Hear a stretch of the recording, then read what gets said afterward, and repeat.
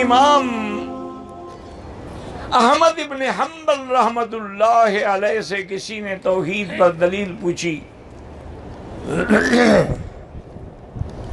تو آپ نے فرمایا بھی ایک بند مکان ہو جس میں نہ دروازہ ہے نہ کھڑکیاں ہیں نہ روشن دان ہیں، اوپر سے سفید ہے اندر سے پیلا ہے، اور کچھ دنوں کے بعد اس سے ایک حیوان پیدا ہوتا ہے، وہ باتیں کرتا ہے، بولتا ہے اپنی زبان۔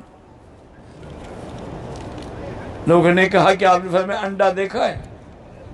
انہوں نے کہا جی، انہوں نے کہا اوپر سے سفید ہے اندر سے پیلا ہے، کوئی کھڑکی کوئی دروازہ کوئی روشن دان ہے، کچھ عرصے کے بعد اندر سے بچہ نکل آتا ہے، وہ چو چو کر رہا ہے، یہ پیدا کرنے والا کون ہے؟ انہوں نے کہا اس کے بعد بھی تمہیں خدا کی توحید سمجھ نہیں آئی؟ اسی طریقے سے امام شافعی رحمت اللہ علیہ سے کسی نے پوچھا کہ حضرت توحید پر کوئی دلیل بیان فرمایا شاہتوت کا پتا دیکھا ہے؟ انہوں نے کہا ہاں جی دیکھا ہے۔ انہوں نے فرمایا اگر اس کو بکری کھائے تو مینگنیاں دیتی ہے، اگر گائے کھائے تو گوبر دیتی ہے، اور اگر شہد کی مکھی اس کو کھائے تو شہد بن جاتا ہے، تو اس ایک پتے کے اندر یہ ساری چیزیں کس نے پیدا کی ہیں؟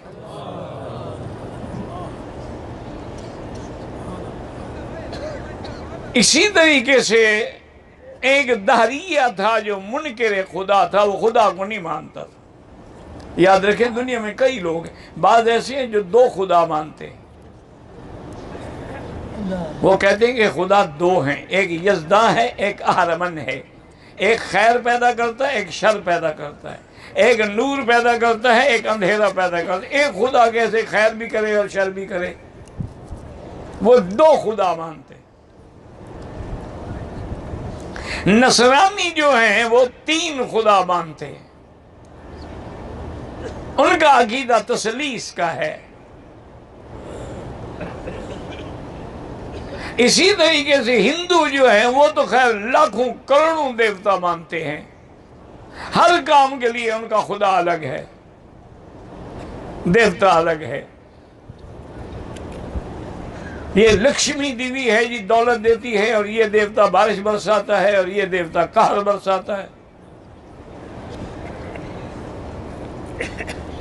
ان کے لاکھوں خدا ہیں، لیکن اللہ پر ایمان لانے والوں کا خدا،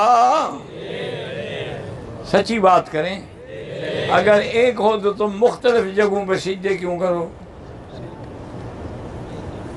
اگر خدا ایک ہے تو تم قبروں پہ جا کے نمراتے کیوں بیٹھو؟ اگر خدا ایک ہے تو تم بچے شباز کلندر سے کیسے مانگتے ہو؟ اگر خدا ایک ہے تو تم دلدل کے نام کی منتیں مانتے ہو؟ اگر خدا ایک ہے تو ہر قبر پہ تم جھنڈیاں اور جھنڈے لگاتے ہو؟ یہ کیا ہے؟ تو امام صاحب کو اس نے چیلنج کیا کہ میں خدا کو نہیں مانتا، مناظرہ کرنا ہے تو میرے ساتھ مناظرہ کریں۔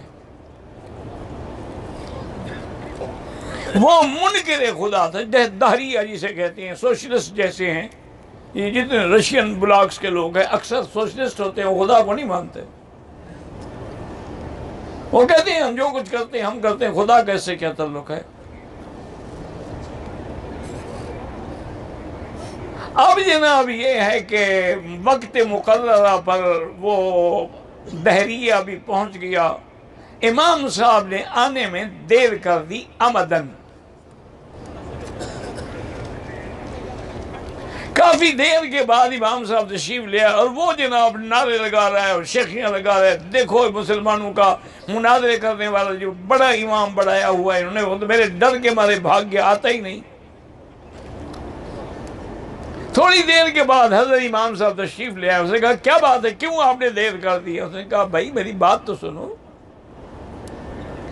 ہمارے اس شہر کے اور میں جہاں ہوں درمیان میں دریا ہے،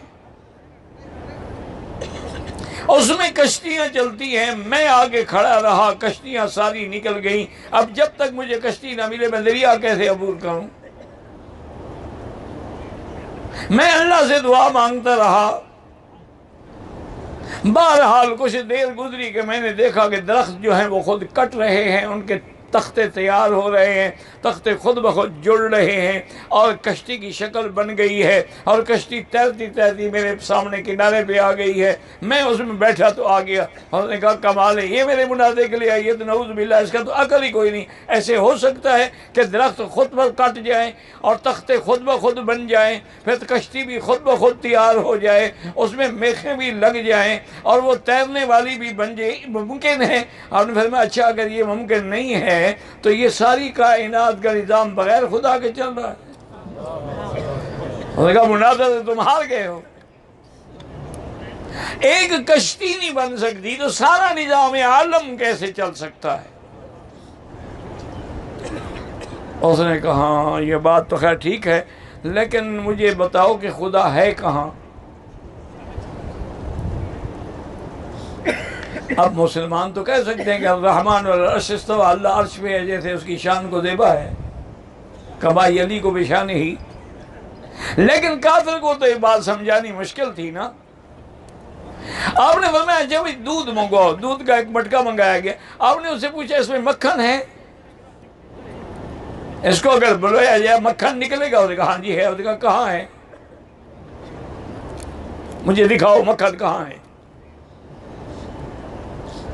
اس نے کہا جی مکھن تو ہے لیکن میں دکھاؤں، آپ نے یہ تو مجازی چیز ہے، میرے تو خدا حقیقی ہے، اس کو تم کیسے دیکھ سکتے ہو؟ جیسے اس میں مکھن ہے میرا خدا بھی ہے۔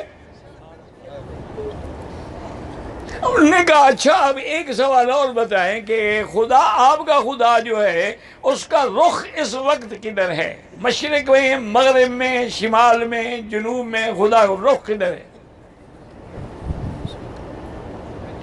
اور میں بھی ایک شمع منگاؤ۔ شمع منگائی گئی، انہوں نے شمع کو جلاؤ۔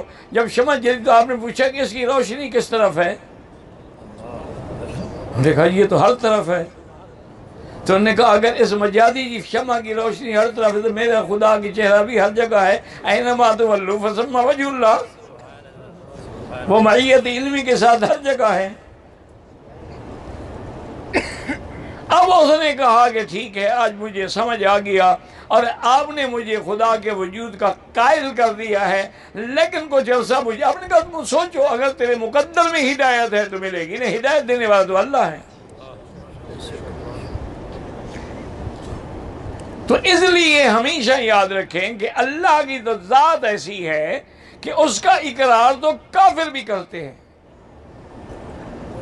اور کافر بھی خالق مانتے ہیں، مالک مانتے ہیں، رازق مانتے ہیں، لیکن اصل چیز جو ہے وہ توحید الوہیت ہے۔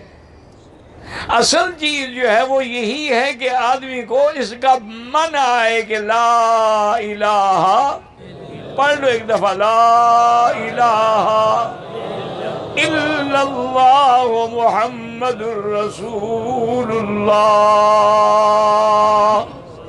لا نفی ہے، کوئی معبود برحق نہیں مگر، کوئی عبادت کے لائق نہیں مگر، فلا تجعلوا للہ اندادا، انداد ند سے ہے، اس کا معنی شریک بھی ہے، اس کا معنی مثیل بھی ہے، اس کا معنی مقابل بھی ہے، یعنی اللہ کا شریک نہ بناؤ، مثیل نہ بناؤ، مقابل نہ بناؤ، اس کا کوئی شریک نہیں ہے۔ لا شریک لہ ولا وزیر لہ ولا مثل لہ ولا مثال لہ ولا مثیل لہ، لیس کمثلہ شیء وہو السمیع البصیر۔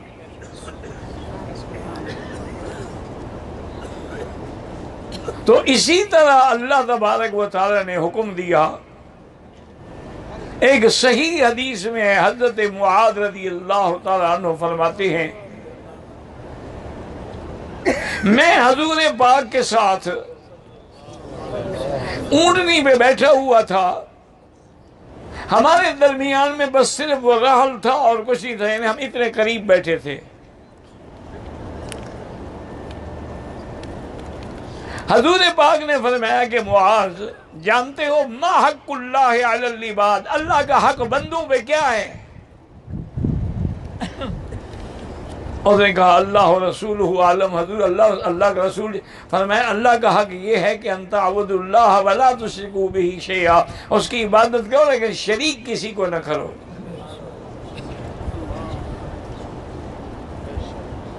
کیا مانے عبادت کس کی کرو؟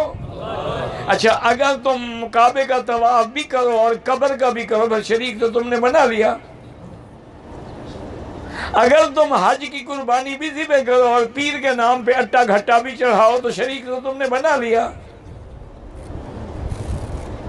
اگر تم خدا کو بھی سجدہ کرو اور قبروں پہ بھی سجدہ کرو تو شریک تو ہاں یہ کہنا کہ جی نہیں وہ تعظیمی سجدہ ہے، تو جو اللہ کا ہم کرتے ہیں اللہ کی تعظیم نہیں ہوتی ہمارے دل میں؟ عبادت ہو ہی نہیں سکتی جب تک دل میں تعظیم نہ ہو۔ آپ نے کبھی سپیکر کو سجدہ کیا ہے؟ کیوں؟ تعظیم جو نہیں ہے اس کی دل میں۔ سجدہ تو ہوتا اسی جگہ ہے جہاں دل میں عظمت ہو۔ تو حضور نے فرمایا کہ معاذ، اللہ کا حق یہ ہے کہ اس کی عبادت کرو اور اس کی عبادت میں کسی کو شریک نہ کرو۔ اور فرمایا اچھا تمہیں یہ پتا ہے کہ ما حق العباد علی اللہ، بندوں کا حق اللہ پہ کیا ہے؟ اور یا رسول اللہ، اللہ جانتے ہیں، اللہ کے رسول جانتے ہیں۔ اور فرمایا بندوں کا حق یہ ہے کہ اگر وہ شرک نہ کریں اور توحید میں موت آئے تو ان کو جنت عطا فرمائے۔ یہ ان کا حق ہے۔ من قال لا الہ الا اللہ دخل الجنہ، من مات لا یشرک باللہ شیئا دخل الجنہ۔ جس کی موت ایمان پہ آئے اور اللہ کے ساتھ کسی کو ذات میں صفات میں شریک نہ کرے۔ اور اسی طرح دیکھیں نا کہ اللہ کے کتنے نام ہیں، اللہ نے خود فرمایا میرے نام ہیں اور مجھے انہی ناموں سے پکارو۔ اور صحیح حدیثوں میں تو 99 نام ہیں، ان للہ 99 اسما، لیکن بعض علماء نے 1000 بھی لکھا ہے، 3000 بھی لکھا ہے، لیکن صحیح حدیثوں میں 99 نام۔ یہ سب صفاتی نام، اسم ذات اللہ ہے، باقی الرحمن، الرحیم، الملک، القدوس، السلام، المومن، المہیمن، والعزیز، سب تو جب نام ہیں، صفتیں ہیں، تو لازم ہے کہ اس کا موصوف بھی تو کوئی ہوگا۔ صفت ہو اور موصوف نہ ہو یہ تو ہو نہیں سکتا۔ تو اس کا معنی یہ ہے کہ اللہ کی ذات موجود ہے۔ اور پھر صرف موجود نہیں ہے بلکہ وحدہ لا شریک ہے۔ اسی لیے میرے آقا نے فرمایا کہ عرفات میں سب سے بڑا وظیفہ، سب سے اہم دعا جو ہے الذی قلت انا والنبیون قبلی، جو میں نے بھی پڑھی، مجھ سے پہلے انبیاء نے بھی، وہ کیا ہے؟ لا الہ الا اللہ۔ دل سے پڑھ لو۔ اللہ کے بندے آپ تو رحمت کے دریا میں بیٹھے ہوئے ہیں، ایک پڑھو گے تو 1,00,000 لکھا جائے گا، ایک طواف کرو تو 1,00,000 لکھا جائے گا، ایک ریال خیرات کرو تو 1,00,000 لکھا جائے گا۔ اور اگر فجر کی نماز پڑھ کے مسجد میں بیٹھے رہو، دنیا کی بات نہ کرو، سورج نکلنے کے 15-20 منٹ کے بعد 2 رکعت پڑھ لو، ایک حدیث میں اللہ کے نبی فرماتے ہیں اس کو پورے عمرے اور حج کا ثواب مل جاتا ہے۔ تمہارے لیے دریا بہ رہا ہے۔